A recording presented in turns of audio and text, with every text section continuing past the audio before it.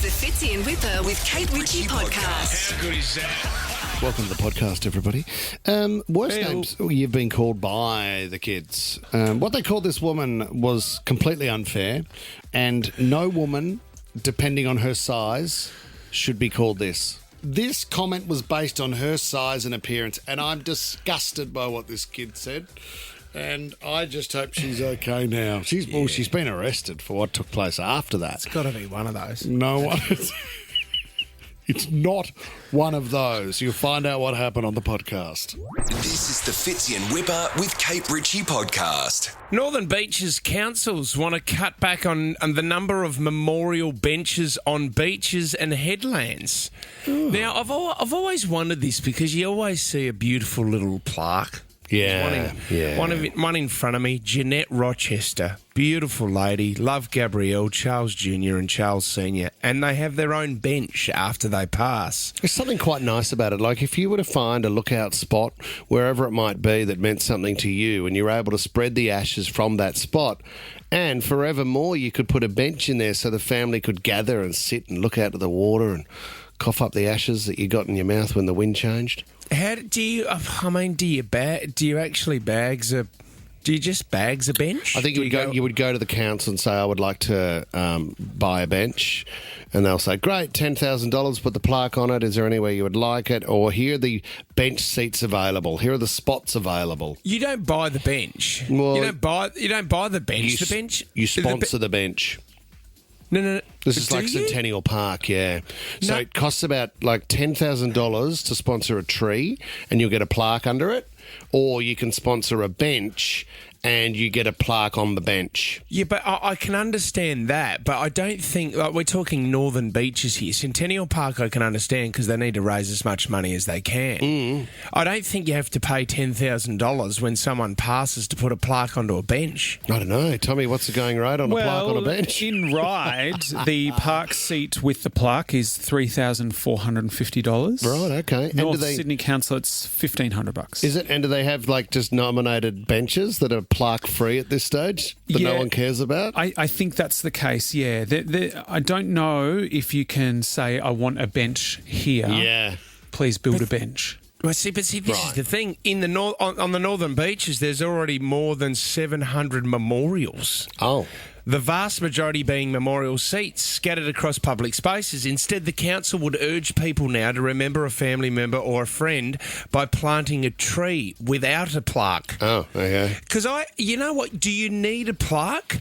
Because if you know that's their tree. Yeah. There's Dave's tree. No, God, geez, we had some good times with him, didn't he? Dog's just cocked its leg on it. Absolute firecracker. Remember that night at Brookie Oval when he ran down the bloody hill and everyone cleaned him up? I mean, nothing to do with the tree, but anyway. But see, this, I understand. Like, do you know what? Just down the road here at Piermont, right, along the water, there was a beautiful little bench, and there was a homeless guy that sat on that bench, and Whip, I'm not joking, there was an outline of his body on the bench because he would sit on it every day. Oh, my God. Now, he passed a few years ago, and someone put a plaque on there, and I always thought to myself, do you have to go to the council to do that? You meant to. But the outline of his bum on the seat was on there for ages. Because he just used to sit out and look across the harbour, across over to Balmain, and he just used to sit there. And I remember walking past him all the time. Yeah. I mean, Beastie, my dog, would go up and cock his leg on him a couple of times because he was there all the time. But well, I would have thought this chair, Tommy, that I'm in, I mean, for 15, 14 years of doing this show, if there's not a plaque on the back of this thing, I've absolutely murdered it. Got a bit of some stank. It's got some stank on it, Tom. Well, I tell you what, we do have to commemorate the actual chair for working overtime, I tell you. I mean, you're like trying to work out how they built the pyramids. I've been asking that seat how it's done that for so long. Don't worry about the bloody pyramids. How the hell has one seat held that thing for 14 years? This is the Fitzy and Wippa with Kate Ritchie podcast. Let's talk about this one. What is the worst thing you've been called by a kid? This has ended up in the courts. There's a pretty serious side to this. Christy was on an aeroplane sitting next to a child, and the child was irritating Christy because the child kept playing on the phone, and she didn't want to hear the sounds of the game the kid was playing. Christy found herself in court because what happened was she then decided to snatch the phone off the child and push the child's head into the window of the aeroplane. And they're off to can't do Disneyland as well. So, let's be happy, guys. It's the happiest place on earth. You can't do that Well, to a kid. the other thing she said was, I suppose I overreacted because the kid called me fat and said, F off, Miss Piggy. Come on, You should, Where you are should the nor call anyone Miss Piggy. Miss or Mister, I don't see gender in 2025. But if I did, Miss, Mrs. or Miss or gender neutral Piggy. I'd never say that to anyone. Come on, pig! Gosh, so where were the parents? The parents were in the same... Were they in the same row? I don't know why the parents weren't sitting next to the kid. My gosh. But I tell you what, if anybody turned around and called me Miss Piggy, I would be Grandpa Pig. I get called Grandpa Pig a bit at home. Daddy Pig, I get Daddy Pig. You call yourself king in the office, which is a bit weird. Yeah, so, do you know what I hate? There's a game we play. The kids love it. We call you Burger King. Okay. And I carry one up on my shoulders, right? And then I get to the bed and I fall backwards onto the bed, right? And they land. And then it's called Get the Big Guy. So the three of them run up and it's just stacks on, pounding the big guy on the bed. What? Who's just... Oh, gosh, that's... Who's just lying there. The cops on Don't that Google that one. Just slamming the poor big guy who's Tom, like... that was your email in high school. Do you know what it's like? Do you know what it's like? You know that scene in the movie where Leonardo DiCaprio's wrestling the bear on the ground? The Revenant? Yeah, I'm the bear. No, mate. That's exactly what it's like. I'm the giant bear. What do the kids call you that you're not happy with? Steph in Crow's Nest. What have you got, Steph? So similar to Miss Piggy, my brother and now his kids call me Auntie Heffany. So he's mixed Heifer with Stephanie. It's not funny. Now, for anybody here that laughed, shame. Shame on you, shame on you, shame on you. Ash is laughing. I can see Ash Shame laughing. on you, Ash. Yeah. Steph, did your brother Hef. start? Did your brother start at Steph and then tell the kids about it and thought it was really funny? Yeah. Yeah, so since I was a kid, I've been Heffany, and then now I'm Auntie Hef, or Auntie Auntie Hef. Heffany. Steph, is it like my concern about It's getting the not big bad. guy is that I'm not that big. Like, does Heffany warrant? Is it the correct sort of name, or is it? Oh, I'm about 50 kilos, so no. that is not fair. That is Do you not see what I fair. You're mean? No. Everyone's a heifer. If you're a heifer at 50 kgs. We've got to change that. Thanks for your call, Auntie Methany. Oh, No. Can we play the audio too, Jess? If you've got my beautiful daughter, who I call sweetheart, and all the kind words in the world, and this was me putting her to bed the other night. Good night, beautiful girl. Good night, mate. No, good night, darling. I'm not your mate, I'm your daddy. Good night, mate. Good night, darling. Good night. Dad. Love you, daddy. No, I love you, mate. No, I love you, daddy. No, I love you, mate. So, good night, darling. Buddy. Mate. No. Daddy. So love you, Daddy. Good night, mate. No, not mate. Yes, mate. Love you, Dad, darling. Love you, mate. Matey. Unbelievable. Disrespectful. Have a good sleep, Tiger. See you, Tiger. Alison See you, in champ. Tamor. Alison, you're a teacher. What have you copped from some of the students?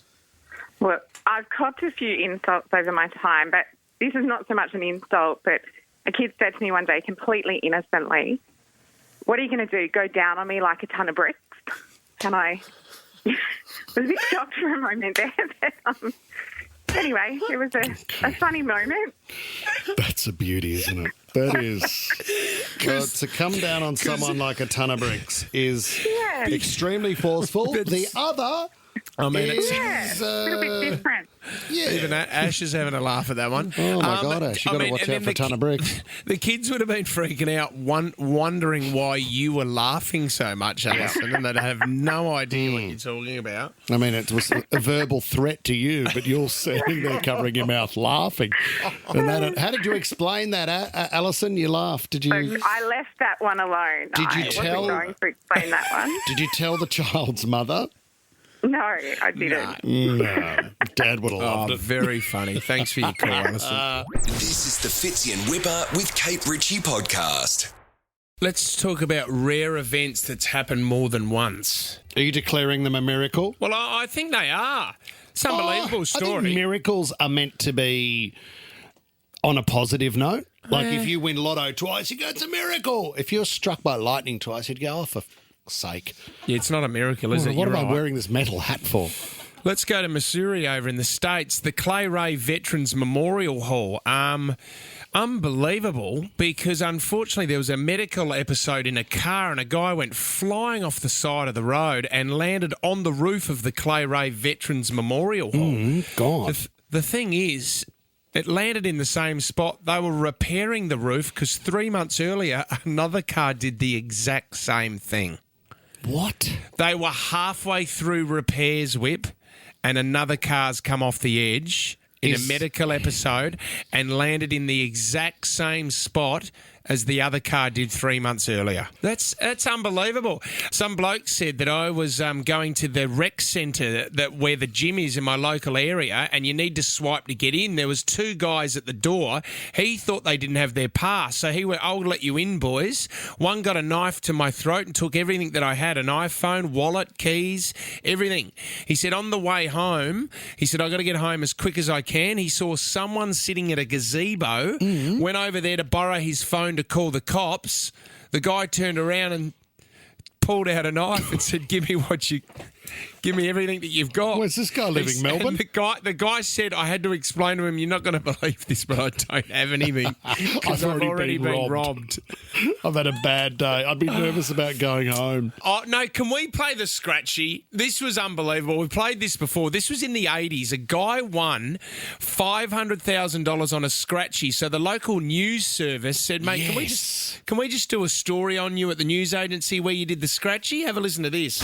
He didn't know it, but that included an engagement, a new job, the new car, and even more good luck when we asked Bill to reenact buying his scratchy ticket.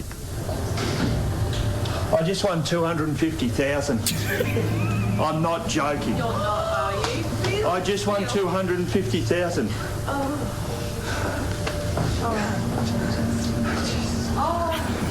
Oh, please don't film me. You have to. Give us congratulations, Bill. Fantastic. Look. Was Do you it know what? Phil? The women at the news agency are fuming because he's already won $500,000. He's won another $250,000, and they're just slaving away selling women's weeklies. He was hit by a car, unfortunately, as he left the news agency. But one of the attendants got the scratchy. So Danny in Wattle Grove, what happened twice, Danny? Well, I don't know if it's a good thing or not, but I was 4 months pregnant. And I had a lot of pain, and I ended up going into surgery to get my appendix out. Yeah. I had the surgery. I recovered. Took me a couple of weeks. Being pregnant was really tough. Yeah. About 15 years later, I ended up having some pain, thinking, I've got a stomach ache. Lasted for about 3 months. Yeah. I ended up going into emergency surgery. Oh, your appendix is still there. They never took it out. Oh. What do you mean? I had the surgery. I have a massive scar. So what did they do in there? I don't know. Maybe they took another organ, a black market or something. I don't know. I didn't believe them. Jeez. That is so dodgy. Danny, did you contact the original hospital and the doctor that operated? No, look, I've tried to get my medical records. They're actually harder than I thought. I have to do all this paperwork and actually pay to get my medical records. There's a current affairs story in that, Danny. If we can put it straight on to Channel 9, Tommy. Yeah. I've had 4 knee reconstructions, and 2 of them, they broke very easily again. The anterior cruciate ligament. You can't grow an appendix. You can't grow it back. No, you can't grow it back. That'd be an unbelievable story. Danny, Bonnie, thank you. Bonnie on the Central Coast. What happened twice, Bon? Yeah, funny story. Back in the 80s, my parents would religiously play the lotto. So we had a big win, like I'm talking $250,000 Wow. the first one. Beauty. 80s. Being a family of 6, it was all our birthdays, our mum and dad's anniversary, and we thought, yeah, great. We, bought cars, we went shopping, and then about 12 months later, same thing happened. They had another big win. You're kidding me. How much was the second one, Bon? Oh, it was probably about 300, Sal. Oh, my God. Bonnie, did they tell everyone about it, or did you keep it pretty low-key? Or were you buying new cars? Everyone's questioning. No, yeah. And plus, we were a really big family. So Mum and Dad shared it amongst a couple of family members. We had parties. Oh, we had my holidays. God. How much fun, Bonnie. Yeah, it was so much fun. Was it a positive experience, though, Bon? Because you do hear that it can break families up. Were there any negative aspects? No, not at all. Like, we lived well. Like, we were young. We were in our teenage years. So they set us up for our future lives. We travelled. My parents travelled all over the world. Wow. But, yeah, no, it was a positive. And we still say, you hear the story saying, third time lucky. Yep. So hopefully... Hanging for a ticket every week. Yeah, Mum and Dad have passed on, but we still religiously play those numbers. So you should. Can you just give us your birth date numbers before you... Hey, that is so good. 13, 24, 10. If you got a story like this, that was awesome. It wasn't Bonnie Blue, was it, Tom? That was... I don't think so. Happened more than once? You don't have to end like that. You sure? Absolutely. What's happened more than once to you, Tom? Why would you do that? I didn't think he could catch that jokes, more than once. There's his out. He's gone for an out. You can't catch that twice. Really in the radio industry, guys. That jargon means he's looking for an out, so he throws it to Tom. Alopecia in Chipping Norton. Welcome to the show. Alicia, mate. Oh, sorry. Alicia in Chipping Norton. Hello. Hello. Hi, how are you? Good. What happened to you twice? So it actually happened to my brother's boss, and he's still working, so surprisingly, I'm flabbergasted. But he won the lotto. He won over $10 million. What? And then 3 months later, he won $1 million. No. That makes me so angry. Oh, my God. Too. Alicia, do you work for Lotto? Like, is this a promo? Have you called through just as an ad to make up a story? Say that. No. What did he do with $10 million? Well, he's still working. He works. My brother works for. He does concreting, so he has a concreting business. What? You've got to give up concreting. You've won 10 mil. He's a bit silly, so he wasted a lot of it on gambling, which is terrible. But hey, Alicia, out of the 10, what do you reckon? How much on gambling? He did like at least half. Oh, that is so disappointing, eh? What did he get stuck on? I mean, he obviously had a bit of a problem because the money was there. What was it, horses or the casino? Or? I think it was the casino, to be honest. But, I know that his nephew does it as well, so it's in the family. Did he give you guys any? Did the family get any cash? No, he kept it all to himself. Yeah, see, this He's a bit greedy. He burnt 5 at the Cass and not a drink in it for you, Alicia. Nothing for me. No, it's my brother. It's my brother's boss, not my boss. But if I had that money, I would be sharing it. What a stinker. I dare say a majority of you. I reckon there'd be more negative stories than there would be positive stories of winning the lotto, wouldn't there? That's why I don't want to win it. Yeah. That's why if someone said to me, mate, you can win it tonight, 10 on the table for you. Do it. No, not me. I would love that. Yeah, you would. I wouldn't. No way. But see, you know what? We just had a call before. It can be a positive. You know, in the 80s, if you've won $250,000, then a $300,000, 6 kids, set the kids up, they travel all around the world. It can happen, mate. Oh, well, Oz Lotto tonight, 70 mil. Don't want it. Oh, this does sound like an ad. It does sound like an ad, and I promise you that it's not. Have you bought a ticket, Tom? I heard an ad before. Hey, do me a massive favour. Don't buy me any tickets because I do not want 70 mil. Okay, I'll take Whippers then, Tom, if that's all right. All right. No, let me know if you do win. We'll split it or something. This is the Fitzy and Wippa with Kate Ritchie podcast. We're on. Yeah! All right, it's time for 60-second starts. Kate Ritchie's I'm Still Standing Now. Okay, Lauren's representing Richmond. She's in the car outside work. She's a preschool teacher. Any kids around, Lauren? You ready to go? Oh, no kids around yet, but I'm so ready. Okay, Lauren. All right. You're up against Schofields this morning. Scotty's in Schofields. What are your thoughts on the Run It Straight challenge that was happening at Brookie Oval over the weekend? Scotty, bit dangerous.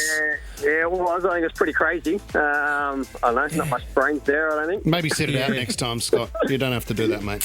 You Yeah. need to. Oh. So don't do it, Scott, because you need to use your brains today. Lauren's going first. You get one wrong. Power goes over to Scott. Whoever has the power at the end of 60 seconds. $100 coming your way. Lauren, here we go. Your 60-second starts now. Which actor plays Jason Bourne, Lauren? Pass. It's Matt Damon. Over to Scotty. Scotty, who is locked in to host the Logies again for the third year? No idea. Pass. Oh, it's Panging. Sam Pang. Back to Lauren. Lauren, finish the radio jingle. Look and see Oscar... I don't know. It's going really well. Oscar Wiley. Over to Scott. Scott, what variety of apples are green? Granny Smith. Yeah, correct. Who is Mila Kunis married to, Scotty? Who is Mila Kunis married to? Ashton Kutcher. Yes. Which NRL team does Brian To'o play for? Panthers. Panthers is correct. Which singer was on Eminem's The Monster? She sang the chorus. No idea. Rihanna? It's no idea. Oh, Rihanna is correct. Oh, got it. What is the name of the Beckham's only daughter? What is the name of Beckham's only daughter? He's had a guess and he's won himself $100. Happy days. Scotty, what a stab in the dark. Well done. Lauren, now you have to go into school and be embarrassed in front of all the kids. That's all right. No, you gave it your best. Embarrassed myself enough. Lauren, we're proud of you. And I tell you what, Richmond loves you. Thanks for playing this morning. Thank you so much. Legend. This is the Fitzy and Wippa with Kate Ritchie podcast. The process of a hit song. We are fascinated by this. We kicked it off last week. Actually, this was a request by someone because we were talking recently about Miley Cyrus's song, Party in the USA. It was released in 2009. Great song. Critical and commercial success. Great song. So you're about to hear it very, very soon. It reached the top 10 charts in 8 countries. Oh, it was massive. Huge song. Would you say that it would be Miley's biggest song? Right up there. Early on, yeah, before Wrecking Ball came out. I had no idea that it wasn't Miley's song. Whose was it? Billy Ray's. Was it father to daughter? Okay, it was written and produced by a guy called Dr. Luke, but the song was written for Jessie J. Oh. So Jessie J wrote the original lyrics to the song, but obviously she's got a different life story than Miley. She's from London. Yeah. She's a British person and she's writing, partying in the USA, so with different lyrics. Have a listen to Jessie J explain. I never forget when Luke was like, Miley wants this. And I was like, great. She changed some of the lyrics because obviously it was, for me, it was like, hopped off the plane at LAX with my tea and my cardigan. Welcome to the land of fame and sex. Whoa, am I going to fit in? Jumped in the cab and the driver's on the left side. Look to my right and I see the Hollywood sign. All my days there's Macy's. Everybody seems so crazy. So she wrote that. So then Miley didn't write, with lines like, oh my God, there's Macy's. She didn't leave that in there because Miley's story is different. Being American herself, she changed the lyrics to it. But this is the thing. Jessie J said, I don't think this is for me. You can give it to somebody else. Miley picked it up and then it became such a huge success. Jessie J was asked, did you regret giving up the song? No, I don't regret it. I could never have done what she did with it. I wasn't anywhere near... Like, Miley's Miley. Her reinvention of herself has been so inspiring to me, like over and over again. And she paid my rent for about 4 years. Shut up, man! For about 5 years straight, you know? Oh, party at Trafalgar Square would have been good. There is a level of, that could have been my song, but you know what? I'm getting paid a lot of money and it's paying my rent for 5-6 years. So Jessie J wrote the lyrics. Jessie J wrote the lyrics. And then Dr. Luke did the music. Yeah, he wrote and produced it. Right, so he probably got cash as well, you would say. Oh, so yeah. the two money makers out of this were Dr. Luke and Jessie J. Do you know the funny thing about it, and I find this funny, is that Miley Cyrus has never really spoken about Jessie J. There's nowhere to find... Do you think you need to as an artist? Well, I don't know. I think, isn't that a community where you go, look, thank you very much. Like, Jessie J did an amazing job, but she said, this is not a song for me, so I picked it up. But I've never heard Beyonce say, about to sing this song called Halo. I just want to thank Ryan Tedder. Oh no, they thank people who contributed to the song. Yeah, maybe at an awards night. But I don't think during an interview or a casual chat, Miley's going to go, yeah, but I must point out, Jessie J wrote it. Actually, you know what? I must admit, Miley did. The only time she's ever spoken about the song is where it's being played. Have a listen. How often have you been out in public and Party in the USA has been playing? Party in the USA plays a lot when I'm out in public. It's kind of like the ultimate grocery aisle music. I don't know if I've ever gone to a grocery store and not heard it come on, and sometimes I think it's cued for my entrance. The door's open, dun, dun, dun, boom, produce, here I come. Okay. Just thank Jessie J, mate. That's all you have to do. You don't have to thank Jessie J. But I wonder if Miley, because she had to change a few of the lyrics, we co-wrote it. So when she said, oh, yeah, great, I love that. Mate, huh? Jessie J wrote it. No, we co-wrote it. All right. Well, that's it. That's the origin. This is the Fitzy and Wippa with Kate Ritchie podcast. Here are the two things you need to do if you would like to have a bit more energy in your day, because I think everybody feels like they're failing when they're tired. Do you know what happens to me when I get tired? Believe it or not, I eat. Is that emotional eating? Well, you don't have to be tired for you to eat. Well, if I've got energy, I can get to the fridge, but if I'm tired, the fridge comes to me. Remote control fridge is a good idea. What? Isn't it? You don't have Bring to. me that sandwich. Robot fridge? Couldn't they do robot fridges like a robot vac? The vacuum could come across the floor with your dimmies on it, on a bowl. Have you ever had one of those tiny little fridges? I bought one for the office. Remember that I had that one, Tommy, Yes. that I used to put my probiotics in? Yes, and a lot of women use it to keep their makeup cold, I Do they? think. Yeah. Or your probiotic, Tom? Or yes, yeah, or your probiotic, like Fitzy. Has the ice mask, is that a new thing? No. My wife has just bought an ice mask. Is that... Do you know what? Has When that I was been around for a while? When I was 18, I bought a hangover kit, and it came with an ice mask in it. It was great on a Sunday. Seriously? Yeah, So they've back been in the around days. that long? You know, back in the days when your standard painkiller was full of codeine, you could have an ice pack on a Sunday. Was that because your mum and dad thought that your face was swelling up too much? Yeah, or they did. Why did you have They it? used to call me the head of 1,000 bee stings. I think you had an ice cream mask on. That No, might have that's been very the different, error Tom. there. I think Ash has used an ice mask in the past, guys. Is that where you Have get you, your Ash? beautiful tone from? I mean... No, I Ash- haven't used an ice mask. My mum had this thing when we were kids, though, which was almost like a That's a gel cold sore. eye mask thing that you'd put in the fridge and you'd put over your eyes if you had a headache. That was Gotcha. delightful. What's your skin routine, Ash? Just while we've got you there. What are the secrets? Oh, no secrets. Oil of Olay? Just toner, moisturise, Yeah, and using SPF. Do you have a Moroccan oil or anything in your hair? No. No? Okay. Well, something to No. write down.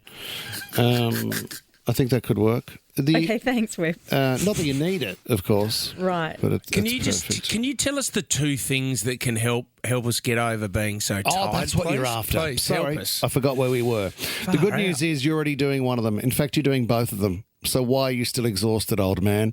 The first one is the cold shower. A cold shock, be it a plunge or be it the shower. I assume standing outside in your undies at midnight could also give you the right amount of cold required. That is number one.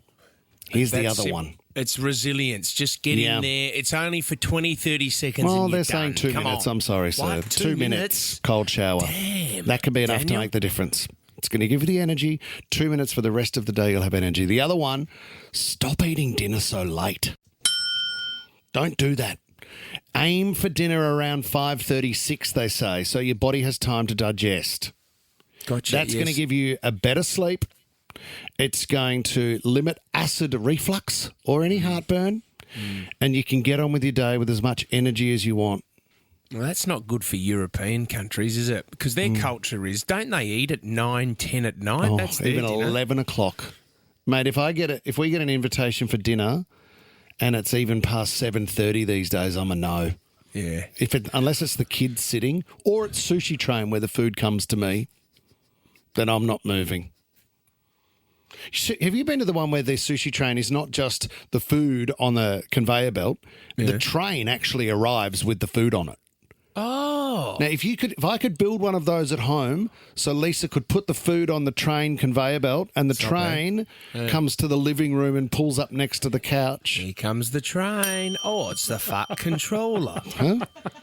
Hello, Thomas. Welcome to the Isle of What have you got here? Sodor. Oh, you got a Californian roll, have you, Thomas?